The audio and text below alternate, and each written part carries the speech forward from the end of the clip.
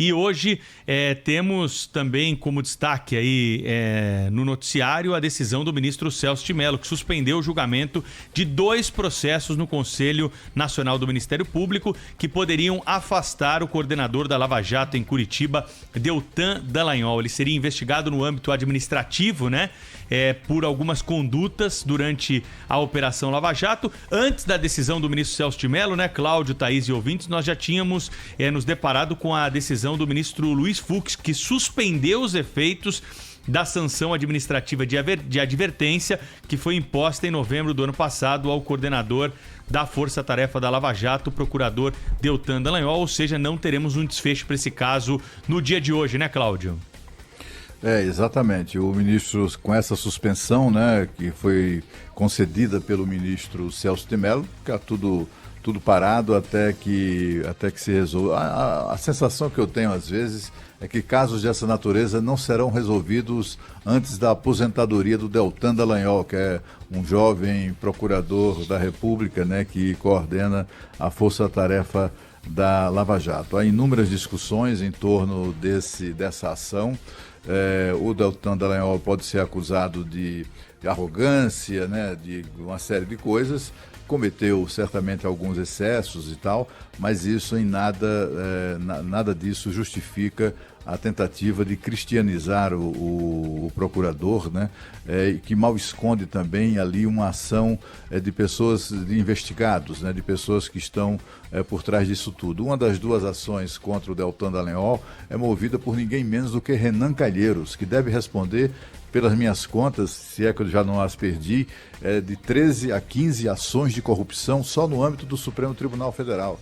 Esse senador é autor de uma das ações contra o Deltan Dallagnol. Eu acho que o Deltan Dallagnol deve ser investigado e deve responder pelos excessos que cometeu, eu não tenho dúvida nenhuma disso, mas também assim, não ajuda muito essa necessidade, né, o fato de investigados na Lava Jato serem autores de ação que movidas contra o procurador. A gente vê, por exemplo, que no caso desse processo aí movido pelo Renan Calheiros, o relator desse processo é o representante, um dos representantes do Senado Federal no Conselho Nacional do Ministério Público, é um funcionário chamado Luiz Fernando Bandeira de Melo Filho. Ele foi chefe de gabinete do Renan Calheiros. Ele foi secretário da mesa diretora do Senado, sabe aquela figura que fica do lado do presidente em pé, orientando como deve ser feito, etc? Sim. Ele foi, aquele sujeito ali, o secretário-geral. Ele foi secretário-geral do Renan Calheiros. Né? Ele foi indicado pelo Renan Calheiros para o Conselho Nacional do Ministério Público. E esse camarada é o relator do caso, né? Evidentemente tem aí algum vício que precisa ser sanado pela Justiça. Agora, o que a gente espera é que esse caso, esse julgamento, essas apurações sejam concluídas e levadas a termo antes da aposentadoria do Deltan Dallagnol, que deve faltar 40 aí anos, uns... Cláudio, tem chão ainda. Enfim, faltam aí uns 40 anos. Eu estou dizendo isso porque, como a gente vive num país que privilegia a impunidade, é muito provável que em razão desses vícios que eu estou me referindo, né, o autor da ação ser Renan Calheiros, tenha paciência, né? Em razão disso tudo, é muito provável que esse caso seja mais um desses casos que fiquem impunes, exatamente pelo caráter suspeito, não apenas de quem o denuncia, mas também do relator do caso, que é esse camarada aí, Luiz Fernando Bandeira de Melo Filho. São 2 ações que seriam julgadas hoje, não é, pelo Conselho Nacional do Ministério Público contra Deltan Dallagnol. Uma delas é essa a qual o Cláudio Humberto se refere, que é movida pelo senador Renan Calheiros. Por quê? Porque, à época da eleição do Senado, nosso ouvinte se lembra, Renan concorreu, perdeu para Davi Alcolumbre. Nessa época, Deltan Dallagnol publicou farto material em redes sociais, fazendo um alerta a respeito da possibilidade de que a eleição de Renan Calheiros significaria uma tendência à corrupção no Senado Federal. E aí são 2 questões, não é? A primeira é... Para nós aqui, jornalistas, comentaristas políticos, a possibilidade de se fazer esse tipo de análise é completa e total, não é? Até porque, como o Cláudio lembrou, o histórico do senador Renan Calheiros não é dos mais promissores nessa área. Mas acho que a pergunta que fica é, cabe de fato a um servidor público do Estado, o procurador, que atua em processos, se manifestar claramente em redes sociais a respeito de questões políticas, essa é uma dúvida. E a outra ação contra Deltan Dallagnol é a ação movida pela senadora Cátia Abreu, e essa aqui poderia ter as consequências mais graves na decisão do Conselho do Ministério Público, se bem que conselho de ente julgando o seu próprio ali integrante da mesma categoria raramente dá em alguma coisa, não é? Mas essa dizia respeito a uma tentativa da Operação Lava Jato, capitaneada por Deltan Dallagnol, que foi barrada pelo Supremo, de fazer com que o dinheiro que voltou para os cofres públicos numa das operações da Lava Jato fosse gerenciado por uma entidade de direito privado. Na verdade, esse dinheiro que deveria voltar para o Estado, a Lava Jato queria fazer o seguinte: não, esse dinheiro vai ficar aqui e a gente vai tomar conta. É claro que não foi para frente, e essa era a questão.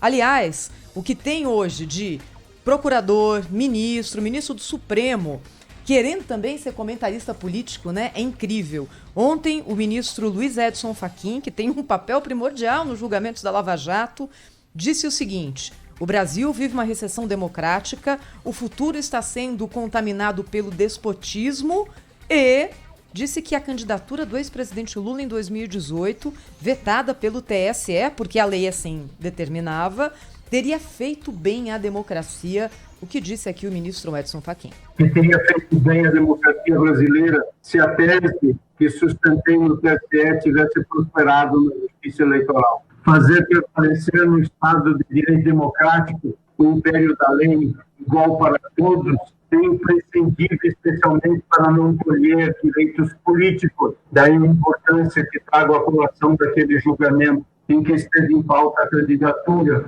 do ex-presidente Luiz Inácio Lula da Silva. Fiquei vencido naquele julgamento.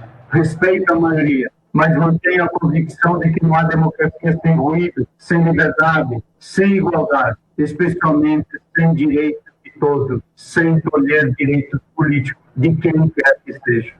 E essa eu juro que eu não entendi. Por quê? Se o ministro Fachin, não é? Se o ministro Fachin entende que o ex-presidente Lula foi condenado injustamente, se é isso, não está muito claro no que ele disse, mas se é isso, aí ele deveria ter votado pela suspeição do ex-juiz Sérgio Moro. Essa decisão já passou por ele e está agora na segunda turma do Supremo.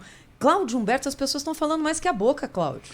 Pois é, e o ministro Fachin, na verdade, ele acaba se deixando trair, né, nas suas convicções, nos seus compromissos históricos, partidários, ideológicos, etc. O que ele disse foi uma sequência de barbaridades, né? Quando ele disse que nós vivemos o quê? Uma recessão democrática, né? Uma coisa que tem a ver com o presidente ou com o governo, ou no momento de autoritarismo, etc. e tal, revela, na verdade, ele reproduz um discurso que é o discurso daqueles que perderam as eleições em 2018. Eleitores e políticos que foram derrotados pelo Bolsonaro em 2018 têm esse chororô de que o presidente é autoritário, de que o presidente é um ditador e coisas do gênero, quando nós temos um presidente, queiramos ou não, né, que ele é um presidente que foi eleito pela vontade do povo. É preciso respeitar. Né? É muito decepcionante a gente verificar que temos no Supremo Tribunal Federal ministros, e ele não é único, né?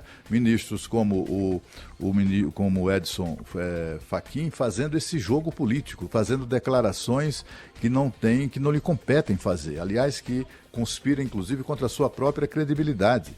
Como é que o ministro Fachin, em futuros votos, né, envolvendo, por exemplo, o próprio ex-presidente Lula, de quem ele se confessou, né, enfim, defensor agora, como é que ele vai se posicionar diante que certamente chegarão ao Supremo Tribunal Federal, porque a defesa do Lula consegue tudo o que quer, né, sobretudo no Supremo. Como é que ele vai se posicionar sobre meia dúzia de processos que ainda criminais, cabeludos, como os pelos quais o ex-presidente já foi condenado, né? E outra coisa, quando ele diz que o Lula tinha que ter participado da eleição de 2018 e tal, até para que o Tribunal Superior Eleitoral mostrasse o império da lei se manifestou exatamente na decisão do TSE. porque o ex-presidente foi impedido de participar pela lei da ficha limpa, ou seja, ele era um ficha suja. Foi exatamente por isso que ele foi impedido a candidatura dele foi enfim, inviabilizada por decisão do TSE. O ministro Fachin está entre aqueles que acham que o Lula é inimputável, acham que o ex-presidente Lula pode ter roubado à vontade, mas ele tem um direito democrático de se candidatar. Ele está entre aquelas pessoas que não se importariam com o fato de que um político ladrão, né, um ladrão praticamente transitado em julgado, fosse novamente eleito presidente do Brasil. O Brasil ser presidido por um ex-presidiário que foi condenado exatamente por roubar o país. É isso que esse tipo de posicionamento que a gente assistiu do ministro, nessas palavras do ministro Edson Fachin. Olha, eu tô de cara, né? Todo dia os ministros do Supremo e o próprio Supremo, no seu todo, têm tomado posições que, pelo amor de Deus, viu, são para lá de lamentáveis. A gente precisa torcer para a volta da sessão presencial do Supremo, viu, Cláudio? Que eu não sei o que tem nessa água que os ministros andam bebendo em casa aí, porque cada uma que a gente acompanha, né, essa do ministro Fachin é inacreditável. Não foi o TSE que impediu o ex-presidente Lula de participar do processo eleitoral, foi a lei brasileira, a lei da ficha limpa, aprovada pelo Congresso Nacional, sancionada por ele mesmo, pelo ex-presidente Luiz Inácio Lula da Silva, né, que era presidente da República quando a lei chegou lá aprovada pelo Senado e pela Câmara. Então ele mesmo sancionou. Quem está condenado em segunda instância não pode participar. Isso é democracia, isso é regra para a democracia. Isso não é tolir a liberdade política de ninguém, né? Isso faz parte da regra do jogo, né? Você quer ser candidato, não seja condenado em segunda instância. Se for condenado em segunda instância, você está fora do processo eleitoral. Então não é uma decisão de um tribunal que sai da cabeça de ninguém. O ministro Fachin devia defender a legislação brasileira ou pelo menos não atacá-la, né? Ele é cumpridor da legislação. Ele está lá não para fazer sugestões, não para trazer inovação legislativa. Isso é papel do parlamento. O papel dele é analisar a letra fria da lei e decidir de acordo com a Constituição Federal. Ele está lá para exclusivamente fazer isso, assim como os outros 10 ministros. O ministro Celso de Mello, né, na decisão em relação ao Deltan Dallagnol, ele atuou como tem atuado em relação aqueles que são acusados pela Operação Lava Jato, são criticados às vezes, né, por manobras de advogados que acabam atrasando julgamentos. Ele atendeu o pedido e o Deltan Dallagnol, nesse caso, está no mesmo polo que ele sempre critica. Ele está pedindo para adiar um julgamento sobre uma questão administrativa lá no Conselho Nacional do Ministério Público. Se ele ultrapassou o limite ali das suas funções, ele tem de ser punido ali, claro, com a observação, né, do tamanho, né, tem que ser julgado, né, e punido se for o caso. Exatamente, né? Com o tamanho não é do crime no caso, mas da conduta, né, que foi ultrapassada. Então, há limites para isso. O Conselho Nacional do Ministério Público é um órgão de controle externo da instituição, é composto por 14 conselheiros, dentre eles alguns integrantes do Ministério Público, como por exemplo o Procurador-Geral da República, né, o Augusto Aras, que é o presidente, né, desse conselho, também juízes, advogados, e 2 deles são indicados pela Câmara e pelo Senado, um deles esse mencionado pelo Cláudio Humberto. Então você vê como a coisa vira de ponta cabeça, né, e em tudo isso que nós estamos tratando aqui tem um pano de fundo que se chama política e que devia estar muito longe dos tribunais. Tribunal não é lugar para fazer política. A gente faz política em qualquer lugar. E o Ministério Público também não é, dentro Pedro? dos tribunais, Quando claro. o procurador Deltan Dallagnol se manifesta em rede social sobre posições políticas dele, ele fica vulnerável. Claro, é claro. Coisa. Mas assim, eu com relação a essa queixa do Renan Calheiros e que ele lembrou nas redes sociais todas as acusações de corrupção que pesam contra o senador que se candidatava a novo período na presidência do Senado, é outro caso, é um caso semelhante ao do Lula. Quer dizer, o sujeito que é que responde a tantos inquéritos, a tantos processos por ladruagem, né, não pode pretender a presidência de um órgão como o Senado Federal. É verdade, acho Cláudio, mas se nas acho que ali regras tá do Ministério muito mais, Público, Pedro, o procurador não que... pode se manifestar dessa maneira, você tem uma regra ali que ele não pode tornar pública a sua intenção política, né? Eu concordo com você que é bom avisar, mas qualquer outra pessoa pode fazer isso. Quem está naquela função dele, segundo a regra do Ministério Público interna, não pode, né? Então essa é a questão. Se tem uma regra que impeça isso, tudo bem, mas eu vejo isso mais no campo da liberdade de expressão mesmo. Acho que ele poderia fazer isso. Não sei. Se há uma regra no Ministério Público que eu desconheço, você que é conhecedor da lei, Pedro, que conhece isso, e se você está dizendo, então eu fecho com você. Mas eu colocava isso nessa conta aí, né? Porque afinal de contas era de fato absurda aquela situação, né? Agora, voltando um pouco ao nosso ministro Edson Fachin, eu acho, inclusive, que seria o caso de um ministro responder porque ele tem dito, né? Ele e outros ministros, falando de autoritarismo, que é como se o Brasil vivesse uma ditadura. Que é isso? Quer dizer que então que a eleição, a democracia só é democracia se ela me favorece, se os meus candidatos são eleitos, se eu venço?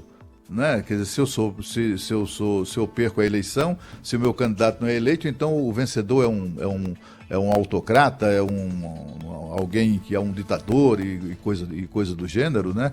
Ministros têm que ter a responsabilidade de que se ele tem o convencimento de que está acontecendo isso no Brasil, ele tem a responsabilidade, como ministro do Supremo Tribunal Federal, de adotar medidas judiciais nesse sentido. Não é fazer proselitismo político, né? É apresentar provas.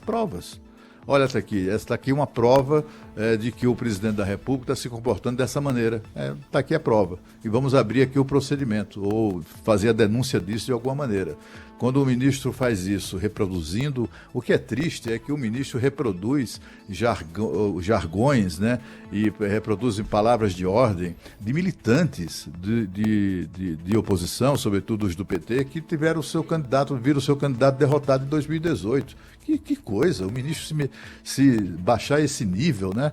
Se nivelar a militância ali com esse discurso gasto, né? Um discurso, inclusive, sem consistência, sem apresentar fatos concretos que fortaleçam ou que... E contrariando a lei, né, Cláudio? Que é pior ainda. E contrariando a lei, sem dúvida. Olha, na sequência a gente vai trazer aqui dados de uma pesquisa muito interessante a respeito das consequências do auxílio emergencial na nossa economia, que são gigantes. Maiores, tenho certeza, do que muitos ouvintes da Rádio Bandeirantes pensam.